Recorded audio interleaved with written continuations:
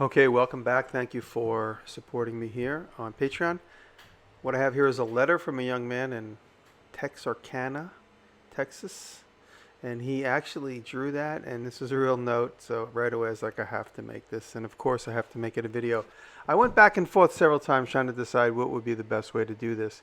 And I was thinking visually, if I had a lot of them, it would really make a good beauty end shot. If I had just one of them and I spent the entire video just kind of hand sawing something out, that would be kind of labor intensive for me, and I would make a beautiful thing and I would want another one. So I opted to make it on the CNC. And here I'm using Illustrator. I used Illustrator and combined and cut vectors, and now that is the size of a saw blade. Now I'm using again, I'm in Illustrator, and I made all the positive shape bats, and I knew I had the saw blade. Of course, I measured it before I started the video, but this is a little bit of filmmaking silliness. And there is my Lincoln 4400 Torchmate plasma table, and it is cutting that steel, which is probably about a 60 Rockwell. And if you keep it cool, you can keep it still really hard. I've made a few knives out of these saw blades recently, and you don't need to heat treat it if you sharpen it well. And I knew I wasn't going to go too crazy with sharpening these because they just really had to stick in the wall. They were like throwing knives. And so we sharpened a lot of them off camera.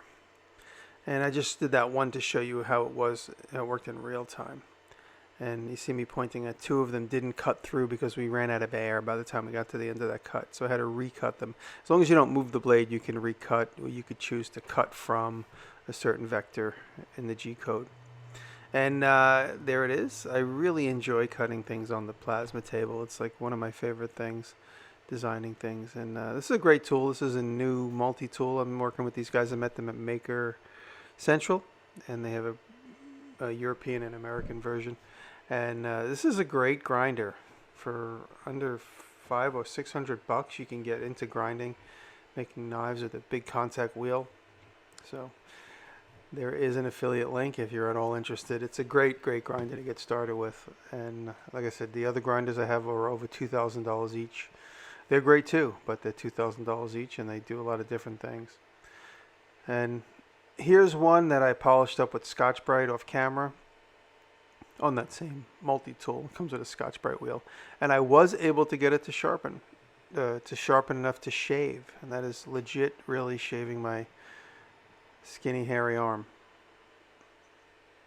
And I'm not gonna go cut bread with it, but it did shave. And I like cutting things out of the saw blades because you could see the swirl marks in them in some cases, and it always lands on them very nicely. This is just a little bit of theatrics. I'm welding behind the silhouette of, and now I have a flashlight in the silhouette of. And then the last one there is made out of stainless. Thanks for joining me here. I really appreciate you supporting me here on Patreon. Thank you, guys.